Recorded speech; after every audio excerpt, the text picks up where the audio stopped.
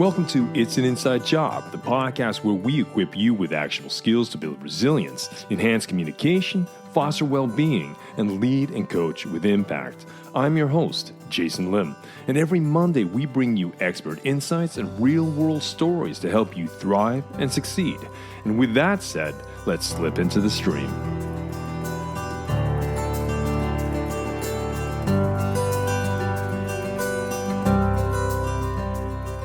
Hey, welcome back to the show. This week we are going to dive into the art and science of communication, more specifically, the mindset and the ability to construct good questions. Now, a lot of us sometimes have heard that communication skills are soft skills, but from my experience, and I've spoken many times on this show, I think learning communication skills are the hardest skills to learn. Think about when you are in a moment of an argument or a conflict or some sort of emotional entanglement, how hard it is to step back and to collect yourself and be grounded and to actually listen to the other person. Myself, I talk about this all the time with clients, and I find it very difficult. I mean, when we think about it, have you ever left a conversation feeling like something was missing, like there was more wisdom or insight or truth left unsaid? What if the key to unlocking that hidden knowledge isn't just about speaking well, but about asking better questions? So in today's episode, I sit down with Jeff Wetzler. He's the author of Ask, Tap into the Hidden Wisdom of People Around You, and a lifelong advocate for transforming how we learn and communicate. Jeff co-founded Transcend, an organization dedicated to reimagining education for the modern world, and has spent years studying how the right questions can unlock deeper understanding, stronger relationships, and smarter decisions. So in my conversation with Jeff today, we dive into a number of different topics: the art of asking questions, using curiosity as a superpower, using emotions as learning cues, understanding psychological safety in communication, and the power of silence. So in this episode, we explore the skills and the knowledge behind asking the right questions, listening with intention, and uncovering the insights that might otherwise go unspoken. So let's now slip into the stream and meet Jeff Wetzler.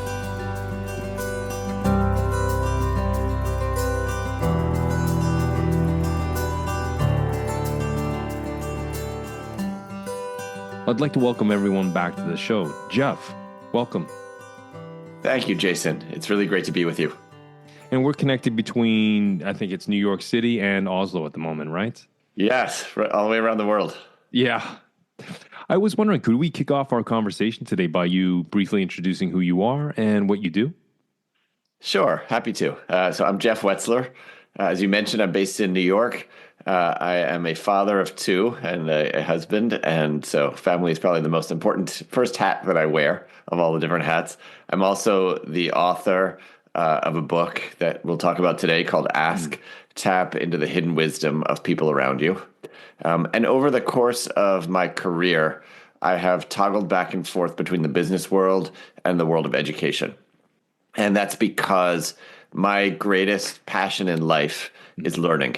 And that's the common thread, I think, between business and education. And I truly believe that learning is our greatest superpower.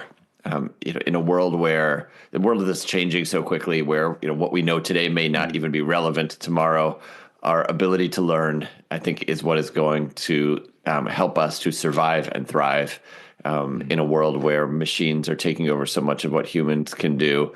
Our ability to learn is going to be ever more important. And I personally just find it so fulfilling. So I have pursued that love of learning in a variety of capacities, from being a management consultant to leaders around the world, to being an operating leader in organizations, to being an entrepreneur, and now most recently to being an author. Yeah, before we dive in the book, which I'm really intrigued to explore with you, I was wondering what inspired you to explore the power of asking questions. Was there a defining moment or experience that kind of shaped this sojourn for you? I think I have always loved asking questions. I've always been a very curious kid and person, and so it's been in me for a long, long time. But I did have my first professional experience was at a consulting firm called Monitor Group, which is now part of Deloitte. It's called Monitor Deloitte. And one of the things that drew me to Monitor was that they had a leader there named Chris Argyris, who was one of the pioneers of the field of organizational learning. And so I was drawn to Monitor to learn from Chris. And one of Chris's observations is that sometimes the quote smartest or most quote successful people are the worst at learning, and especially the worst at learning from other people. Because they haven't had to experience failure as much. They haven't had to ask for help as much. They have, their self-identity sometimes is more around being successful than around asking other people, what do they know? And so, it was an interesting phenomenon of how do you teach smart people how to learn? And one of the biggest things that, Chris taught me is that it has to do with how they communicate. So he had this really interesting methodology for helping people learn how to better communicate, where he would say to people, I want you to bring to me your toughest interaction. Give me a case example of a conversation that you had that didn't go well, that is representative of the kinds of interactions that you want to learn how to handle better. And he said, but I want you to bring it to me in a very special format. I want you to take out a sheet of paper, draw a line down the middle. And on the right-hand side of the paper, I want you to write down everything you said, and then the other person said, and what you said, and the other person said, almost like you're writing a script of a play. But on the left-hand side, I want you to write down all the things that you were thinking and feeling during that interaction, but you never said. All of your unspoken thoughts and feelings, your private sentiments during the conversation. And that was what he called a 2-column case. And over the years, I got the chance to work with hundreds and hundreds of these cases from people across all different industries, all different levels, all around the world. And I started to realize something, which is that once you strip away the junk and the venting and whatever else goes on in our private thoughts, there's some really important things that people aren't saying to each other. Things like, I can see why your plan is about to fail, even though you can't see it. I can see why you're demotivating the team in ways that you don't want to be doing that. I can see a small pivot that if you would just make, would make all the difference. But they're not telling that to the other person. And the other thing that was happening is the other person's not asking them questions to learn those things as well. And so in the course of doing this work, it became so apparent to me the power that questions could have in unlocking some of the most important wisdom, insights, or genius that other people think and feel but don't tell us as well. And I had the opportunity to work with leaders and teams on this over and over again. And when they started to see the power that asking questions could have in unlocking the very results that they were not getting but wanted, it was a massive light bulb moment for me. So that's a long answer to your question, but that's a little bit of how it started for me. Well, that's why we're here. I want to. People are not here to listen to me.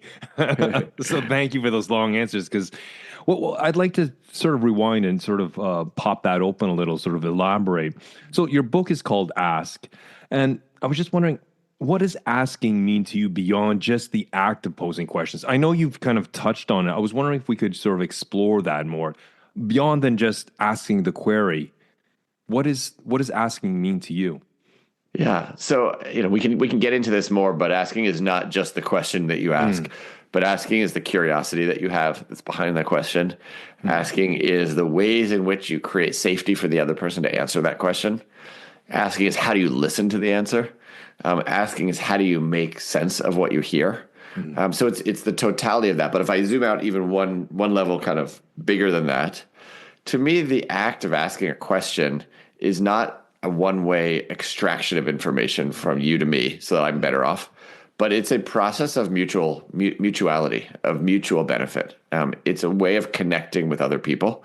It's a way of giving other people the gift of self-expression. Because when other people know things but aren't telling you, they're not self-expressed. And so it's also giving them a gift. It's showing them how much value, how valuable what they know is, what they think is as well. So I believe that asking is equally an act of learning as it is an act of bridging across humanity and human connection as well. One of the things you alluded to was your story about Monitor Deloitte. You were talking about there's a sort of a 2-column conversation and some of the questions that we didn't ask. And so, we can all ask questions, but there is an art and science that your book explores in order to do that. And it's not just about the question mark, but it's about the ecosystem around that. So I was wondering, could you sort of outline the ask approach? I know it's a Yes, five-step process, but I was wondering if you could briefly walk us through the sort of the key principles and why definitely. they are key or essential for unlocking deeper insight into sort of leadership and life in itself. Absolutely. So the problem that the ask approach is trying to tackle is what we've been talking about, is how do you actually unlock the unspoken ideas, insights, thoughts, feelings, feedback from other people who may not be telling you those things. And so the ask approach is five practices. I put them in a sequence, so I call them 5 steps, that are all grounded in research, but all tested in practice, that when put together give you the greatest possible chance of really tapping into what other people know and think and feel. So I'll just go through each one. And Please, Jason, please. stop me anytime you want, pause or go back and forth on anything. But the first one is called choose curiosity. And I start with curiosity because I think everything rests on the question of, are we genuinely curious to learn from someone else? If we are just trying to use the quote techniques of asking questions, but we're not genuinely curious, people will see through that and it will not be authentic. On the other hand, if we are genuinely curious, if we truly want to learn from someone else, they can tell. I think we give off an energy that lets them know we really want to learn from you. I have a mentor, Diana Smith, who had this expression, which I love, which is your desire to know. That means your curiosity cultivates their willingness to tell. So the more they can I like tell that. that you want to know, the more they will share with you as well. And I look at curiosity not as a trait that some people have and other people lack, or not as a state of mind that we're stuck in, like I'm just not feeling curious today, but I really look at it as a choice, which means that it's a decision that is always available to us. We can always choose to be curious. And there's a lot of gateways into how do you choose to be curious, and we can get into that more. But at the end of the day, they all arrive at this essentially centering one question in our minds. And that question is, what can I learn from this person? What can I learn from the person in front of me? And when we center that question in our minds, I believe it pushes out lots of other questions like, why are they so stupid? Or why are they a jerk? Or how do I get out of here? Or how do I just get them to do what I want to do? Like that stuff starts to fade away. And instead it invites other questions in, like, what do they see that I don't see? How are they interpreting the situation? Where did their experiences and worldviews come from? How am I impacting them? All kinds of other things start to come up. And so that is, the essence of choosing curiosity. Yeah, so curiosity is the first one. So let's go into that Yeah. because I Yeah. think what you're saying it's not something we are inherently born with, but it is a state of mind. It is a mindset we need to adopt because in conflict situations, let's say constructive conflict within an organization or a team, sometimes we don't want to say things because we don't feel safe or we feel there's going to be blowback or someone's going to hold it against us. Or if you and I, Jeff, are in an argument of some sort of a professional nature, I might think initially, as many of us do, that he or she has negative or bad intent, right? But if I choose to be curious, then as you said, all those kind of questions, they kind of fall aside. You said there's gateways of how to be curious because I think this first step is the most important. It's the curiosity, that, at least from my perspective. How can we be more curious, especially if we're sort of riled up or we're in an emotional entanglement over a professional or private issue? Yeah. One of the things that makes it hardest to be curious is when we're emotionally activated or triggered. When we are angry, scared, frustrated, our brain is going into fight or flight or freeze, not find out more. This takes a little bit of time and practice. So it's not something that you can do instantly, but with a little bit of practice, you can actually start to turn your emotional reactions into cues for curiosity. So there's a phrase I learned, which is just simply, When you're furious, get curious. When when you notice that you are really worked up about something, if you can have just the smallest amount of distance to notice that emotional reaction and not be stuck inside it, you can say, that is a reminder to me there's more going on here than I realize. That's a reminder to me that I need to step back and ask myself, what might I be missing? What can I learn here? That's a reminder that I need to get a friend or a coach or a mentor or a colleague to say to me, help me get a little curious about this. And incidentally, nowadays, you can also do that with AI. If you're really worked up, you can take your entire event, you can just rant it right into AI, and then you can just say to AI, can you help me get more curious about the situation? What might I be missing here? I like that. And what comes back is fascinating. And it's in the privacy of your own phone or your own computer, so you don't even have to let anybody else know. But if you can notice your emotional reaction, that is almost always a sign that there's something more to be curious about.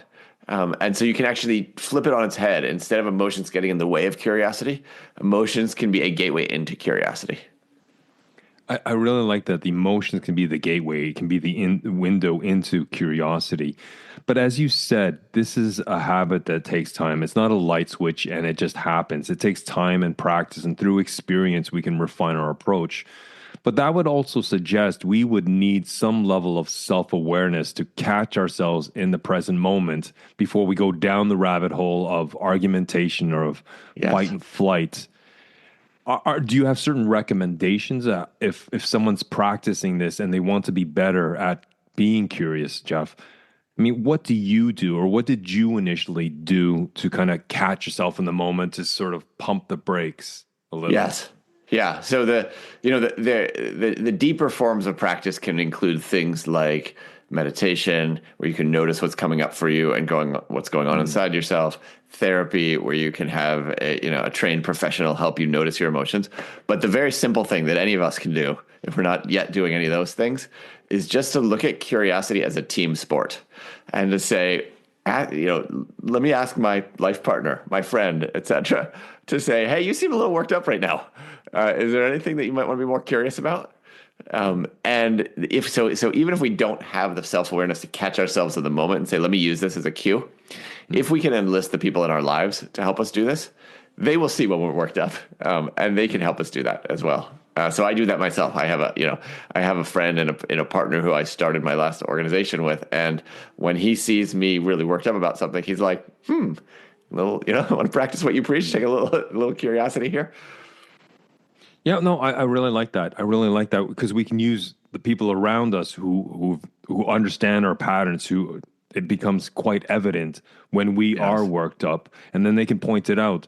And every time they point it out, that kind of makes us self-aware. And over time, it sounds like this becomes habitual. Right. Exactly. Yes, exactly. Well said. Well said. So a second step was making it safe, which is another crucial step in your Ask book. So in sort of personal and professional relationships, when we often, and I find this for myself too, I hesitate to share what we truly think. I was wondering, what are some practical ways we can create more psychological safety, I guess, to encourage much more transparent and honest dialogue, and especially in the professional environment, this is where psychological safety is bantered around a lot as a term.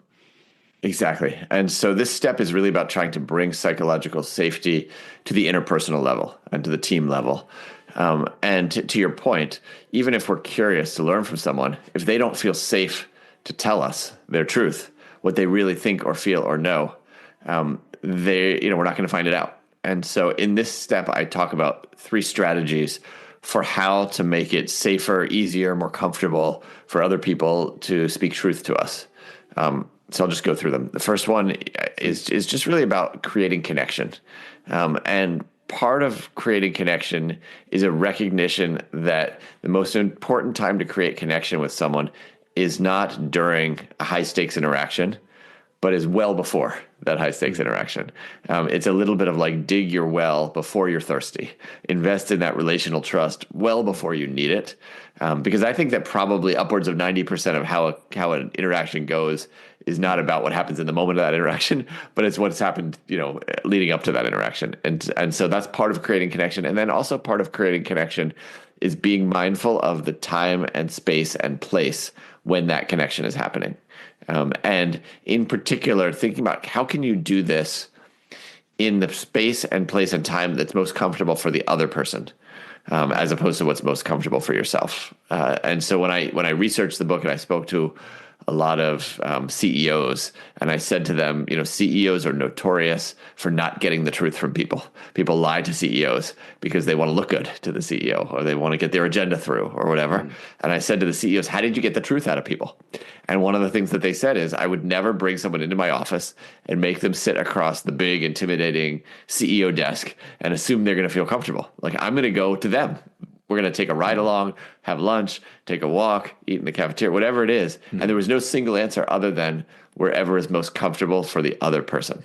And this is true for me in my personal life as well. So like, I have a teenage daughter, and when she comes home from school, I want to know how her day was.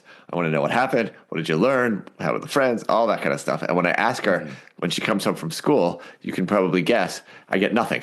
She doesn't want to talk to me about it. When I ask her at dinner, I get nothing. The only time I can get it out of her is when she is most comfortable, which is usually 11 p.m., when she's done with her homework and she's done talking to her friends and she's in her room.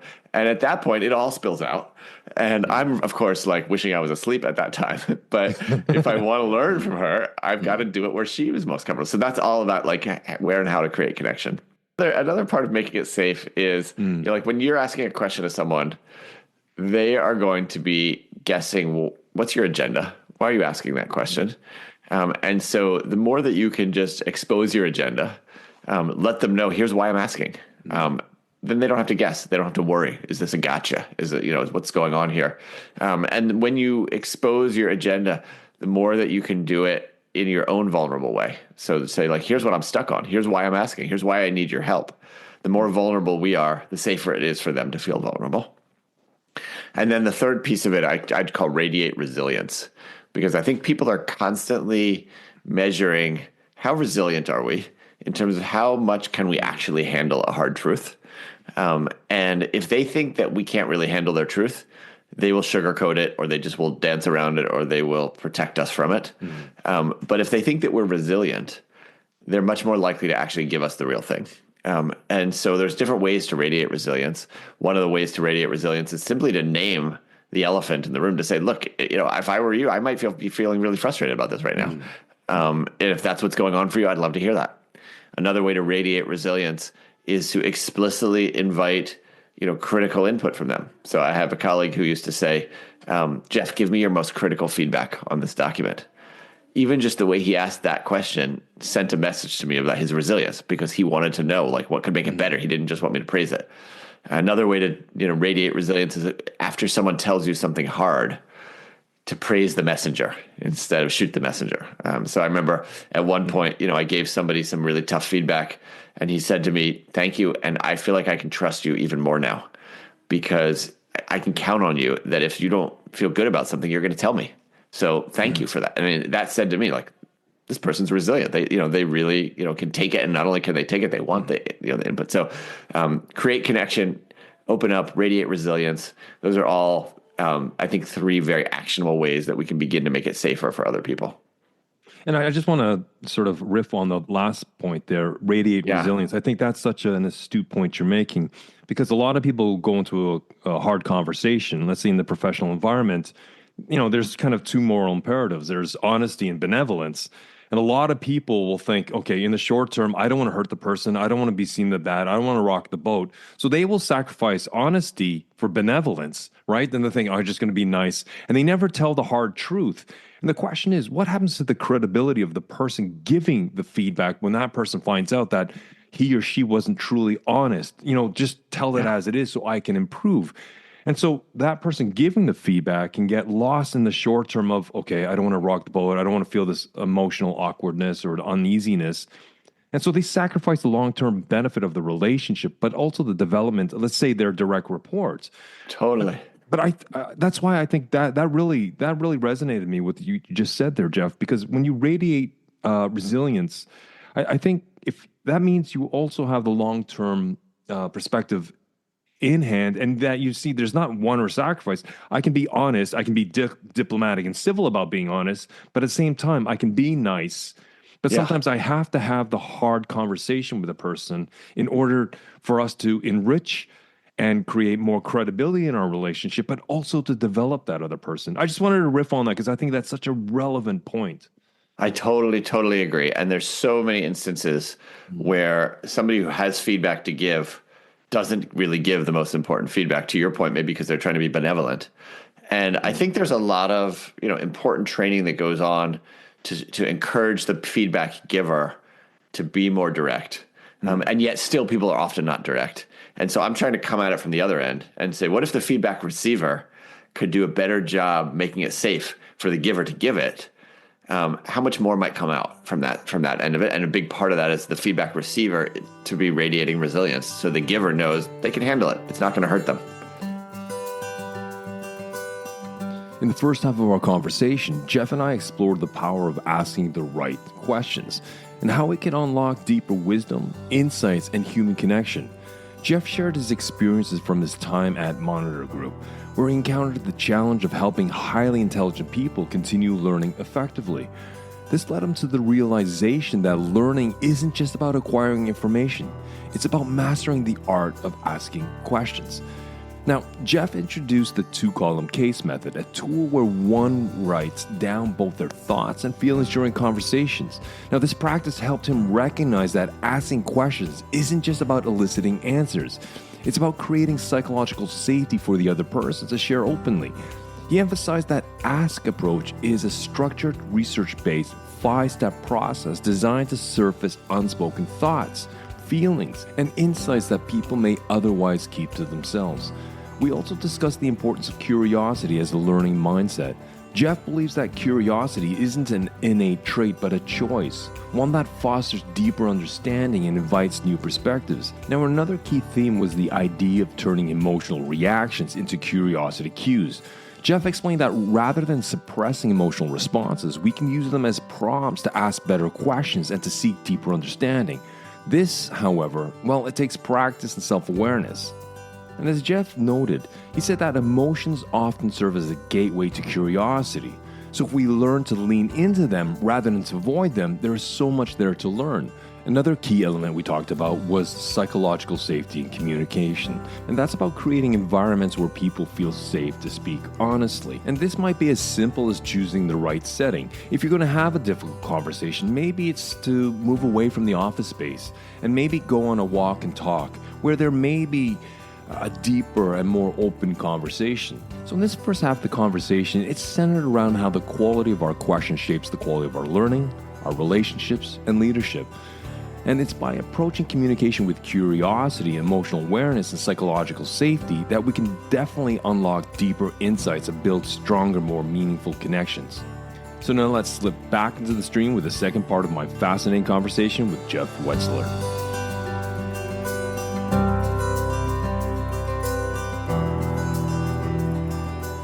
Also in the book, you emphasize the power of the quality of questions.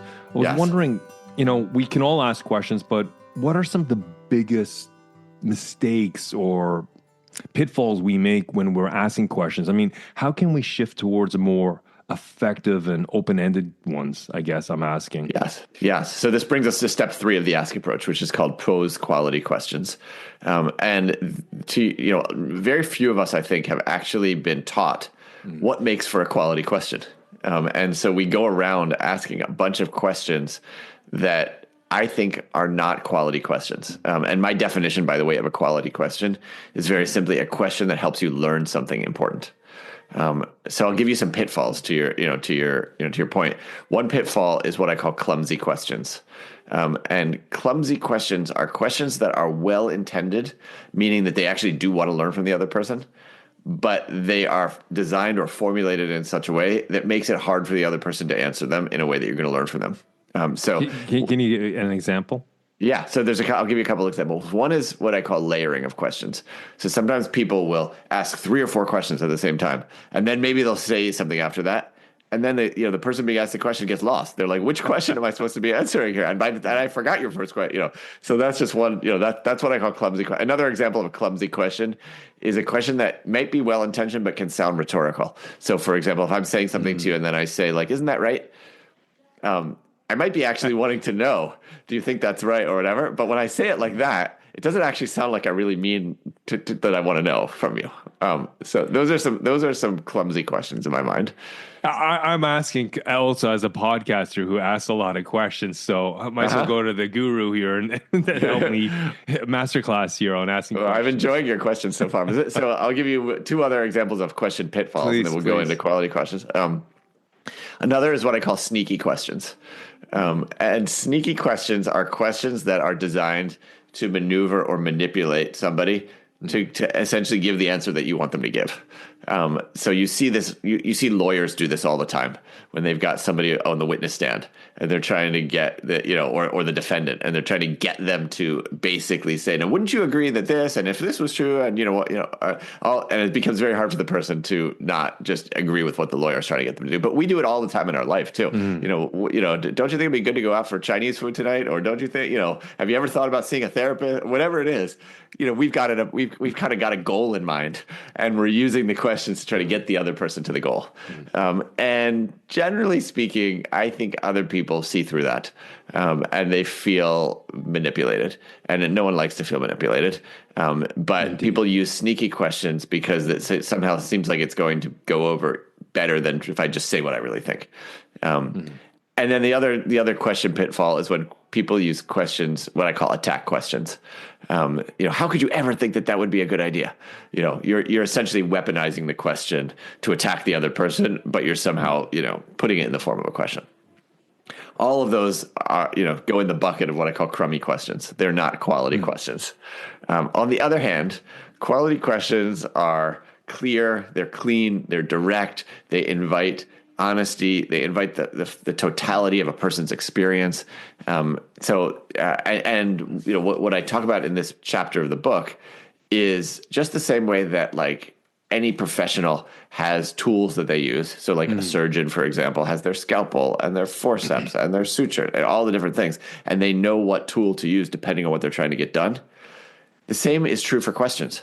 There's a taxonomy of question strategies that we can use to learn different things that we're trying to learn.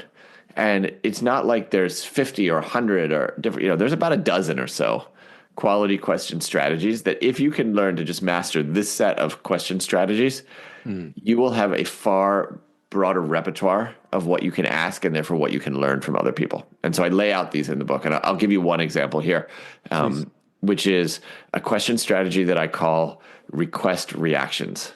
And request reactions is simply saying to the other person, hey, here's what I think. What's your reaction to that? How does that land with you? What does that make you think? How does that sit with you? What might I be missing? Any of those are questions that are designed to allow me to learn the other person's thinking about my thinking. So that if they disagree with my thinking, or if they see a hole in my thinking, I am more likely to find that out. And then we can talk about it. And I think many of us don't ask a question like this because we assume, well, they're going to tell me if they disagree, or they're going to tell me. And that's, some people might, but for all the reasons why we just discussed, people often don't feel safe. Chances are you're not going to actually hear the totality of their thinking unless you use some version of the strategy, request reactions. I remember one time when I was first taught this myself, I was a new manager, and I had just given the person that I was managing a set of instructions on what I wanted him to do. And I remembered, let me ask for his reactions. So I just simply said, hey, what are your reactions to that? And he was quiet for a minute. And then he said, if you really want to know my reactions, I'm completely demoralized by what you just asked me to do. And I was stunned because I thought it made a lot of sense what I was asking him to do, but he didn't. And so we unpacked it, and we realized that we were each operating off of different information and assumptions about what the client needed. And from his information, what I asked him to do made no sense. From my information, it did. And so we were able to exchange information, get back on the same page. And I think, and all of that took 5 or 10 minutes. And it took me 10 seconds just to ask the question. And had I not done that, I think he would have really walked away very demoralized. He probably would have done something that didn't actually make sense. We would have wasted weeks of time. But in the 10 seconds it took to ask the question, and then the 10 minutes it took to discuss it, we saved weeks and weeks of time and a lot of heartache in our relationship too. I think that's a very good example that illustrates that, we all of us at some point hit that kind of crossroads, but we're functioning on two different narratives, two different understandings, and then we go down the rabbit hole of conflict or argument or whatever it is. Yes.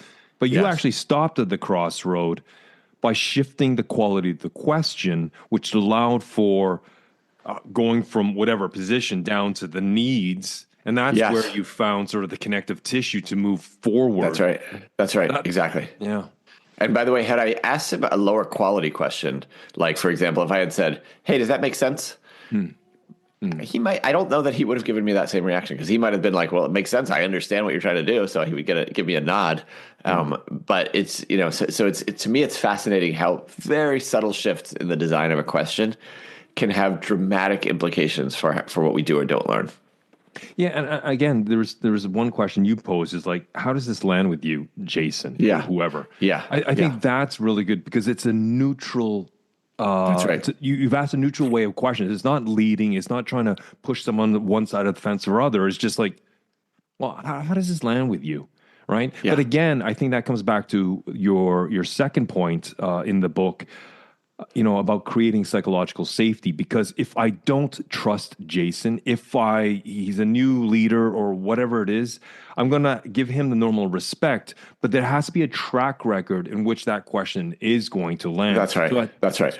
So I think that's why the way you've sequenced for the second step of making it safe or psychological safety is so key to creating that fertile soil in which you can ask quality questions.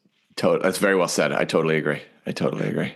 For me, questions are one side of the coin. On the other side of the coin is listening. Now, a lot of us tend to listen to respond instead of listening to learn. That's sort of that curiosity you speak to.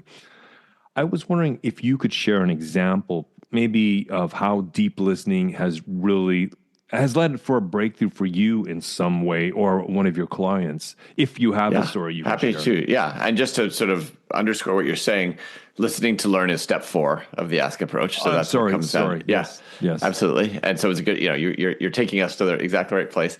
And to your point, listening to learn is different than listening to respond, or listening to prove a point, or listening to look right, or listening to get someone to do something, or even listening to look like you're listening. That's all different than listening to learn.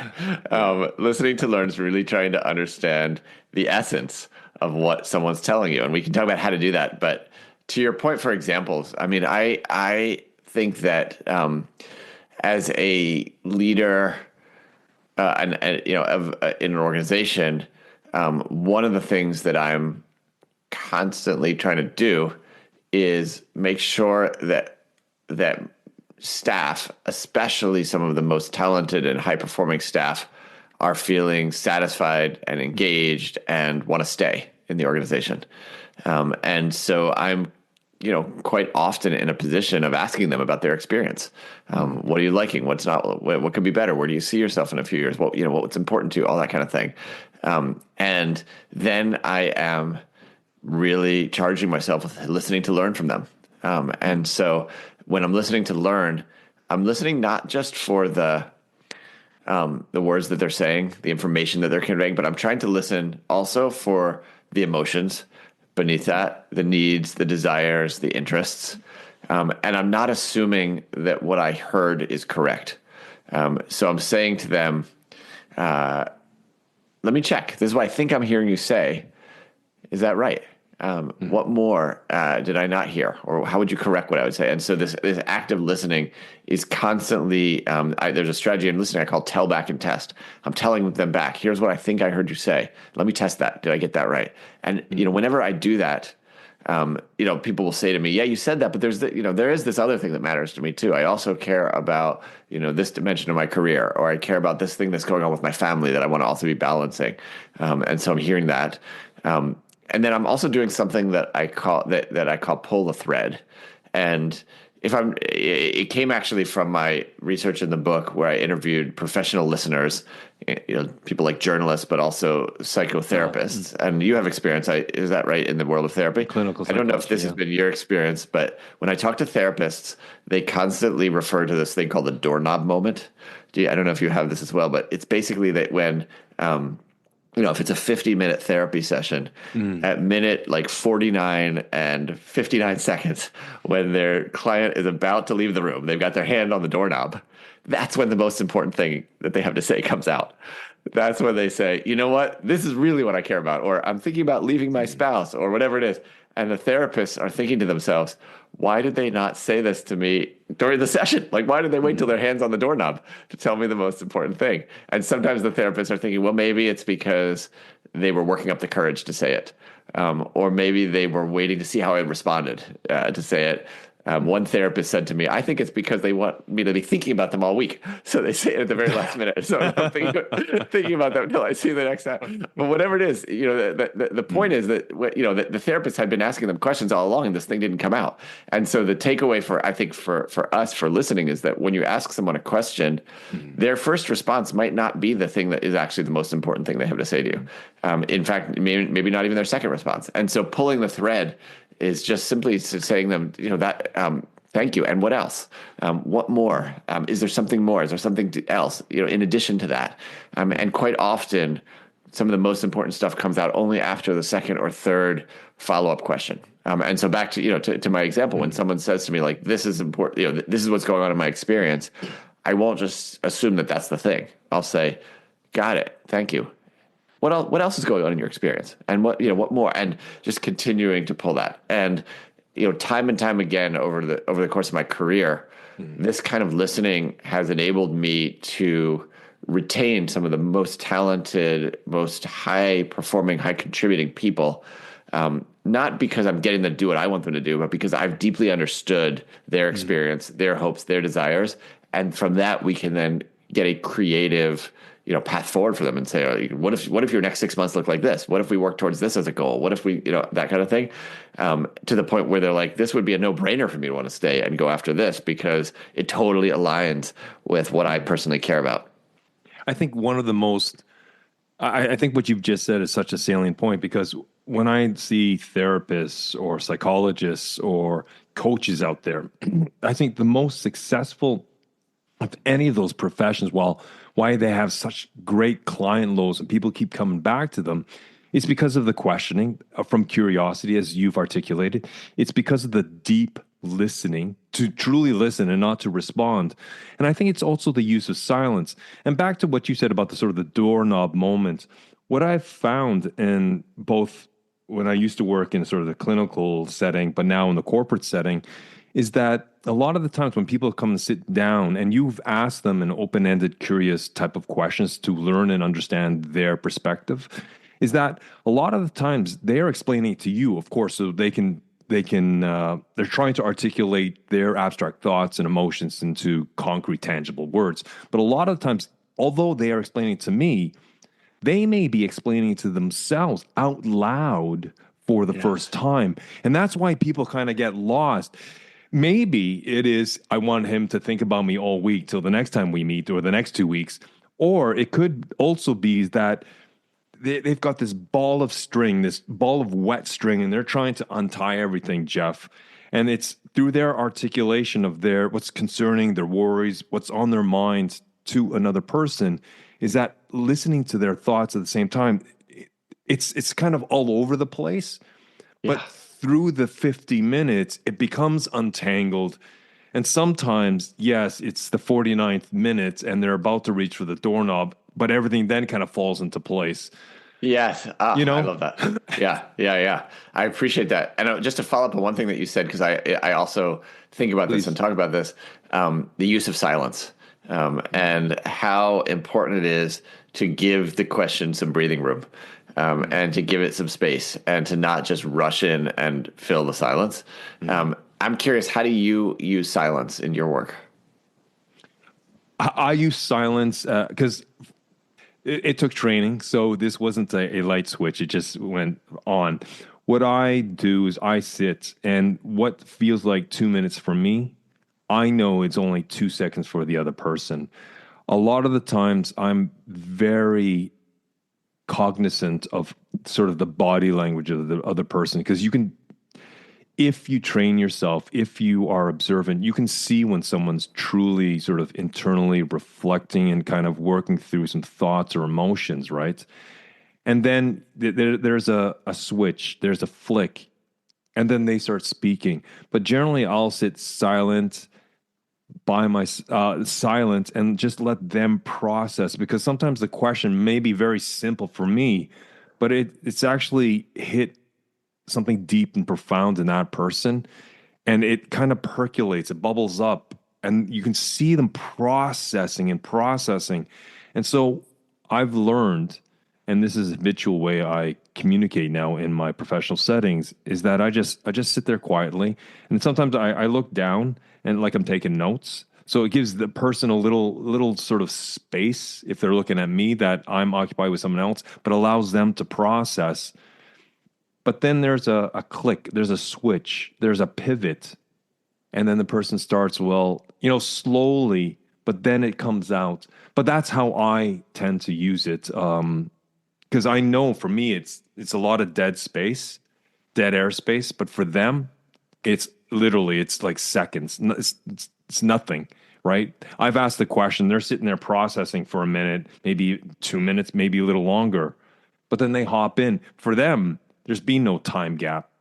Yeah, Does because that in answer their your mind, question? they're actually talking to themselves and working and thinking and doing, and so it Yeah, doesn't the feel like that. processing. Exactly. Yeah, Exactly. Well said. yeah, yeah. Oh, I love that. I appreciate that. I've also heard somebody say, someone Parker Palmer, who I interviewed for the book, said, there's you and there's them and there's silence, and silence needs to get their turn as well. Just the same way you get your turn and they get their turn, got to give silence their turn to be able to do that too. I really like that. I really like that. It is sort of the ghost in the room. Silence is there, and he or it needs its space too. I really like that. I really like that. Just to riff on the listening before I move on to the questions, I was also taught something called echoing, and what this does, this teaches us to not listen to respond, but listen to truly listen. And what that is because our brain is sometimes automatically looking for the next response or an answer or the next interjection we want to put in.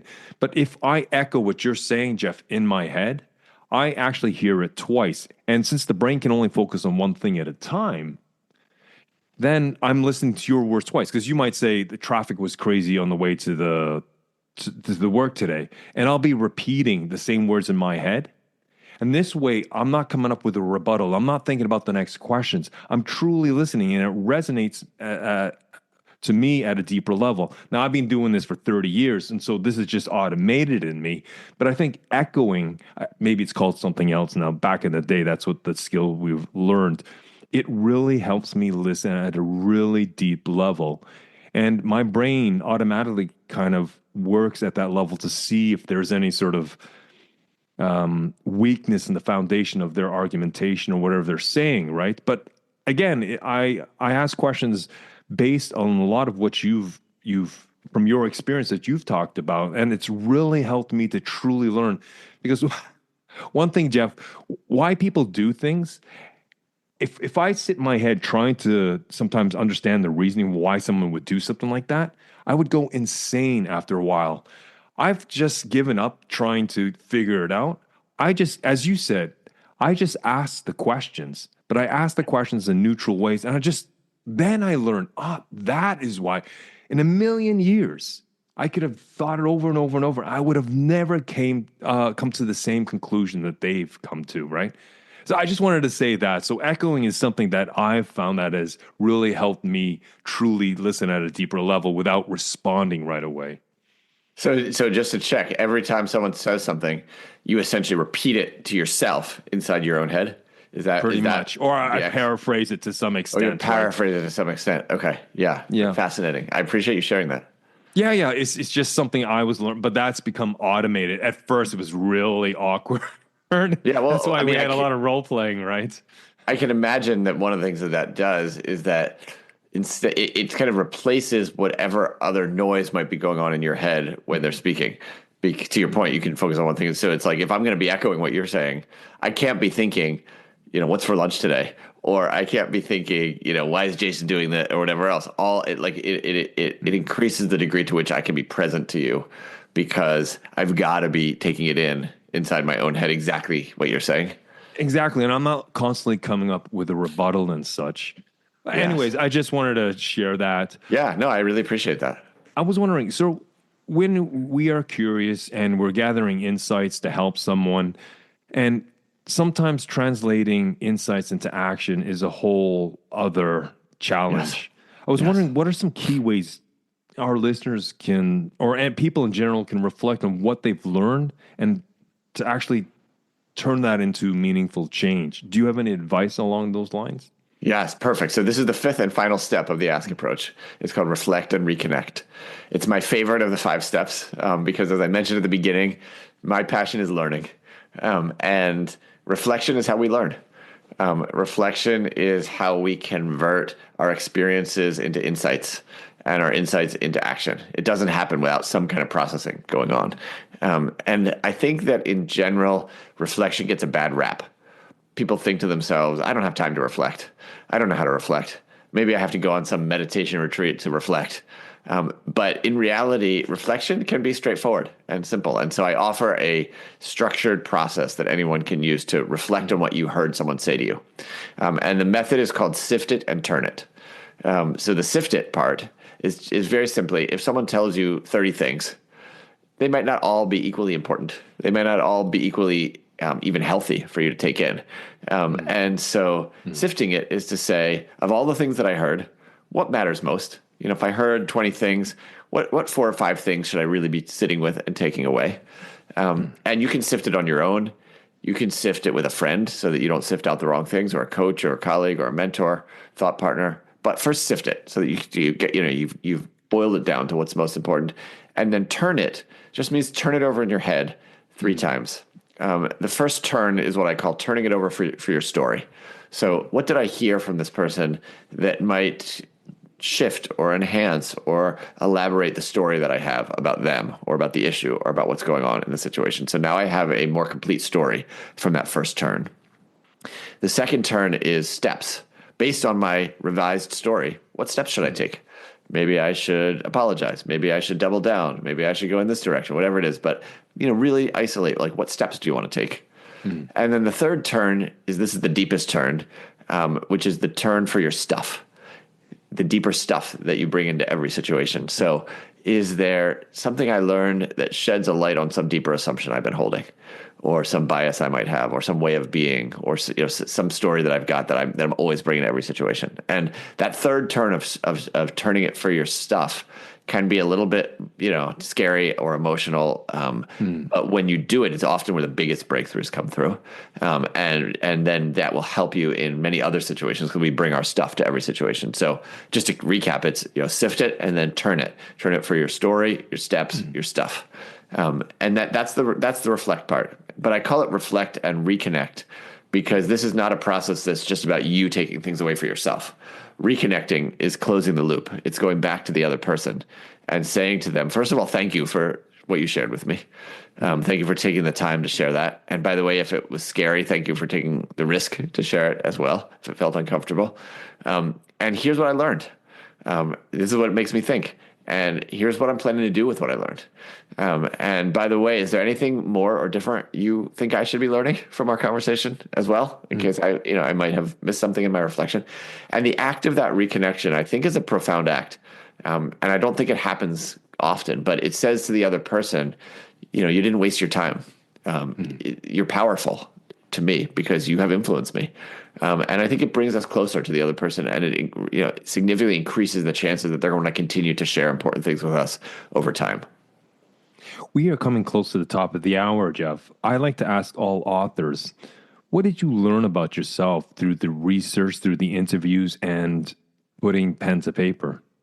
Yeah, so much. There were many things. Yeah, I would say the top thing is I learned how important it is for me to be asked questions by other people, because when you're writing a book, no one's asking you a question. You're just putting it out there.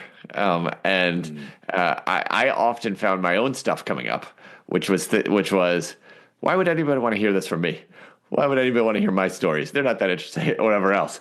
And so I realized that I sometimes struggle with sharing what I really have and know and think and feel.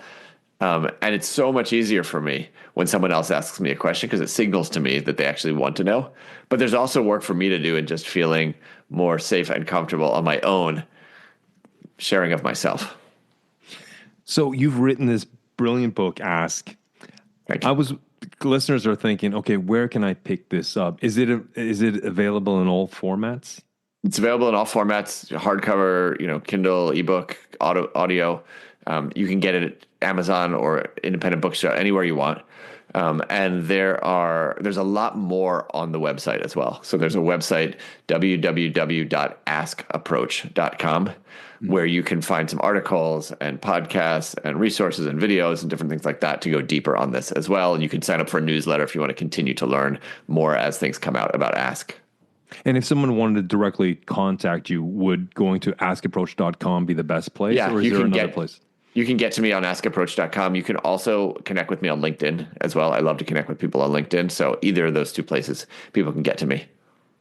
Jeff, thank you very much for such an enlightening and eye-opening conversation. I learned a lot. I thought I knew a lot, but you've added so much more that complements my skill sets. So thank you very much for that. Well, I really appreciate that. And I also learned from you as well. I had not encountered echoing before, just as one example. And so I really appreciate that. It was a two-way learning process.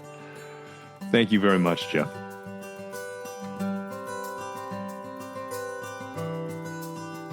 Well, folks, if there was a key theme that stands out in this great conversation, it's that the quality of our questions determines the depth of our learning, our relationships, and our leadership. Jeff highlighted how many of us unknowingly fall into the trap of clumsy, sneaky, or attack questions. And that can obviously shut down dialogue instead of opening it up.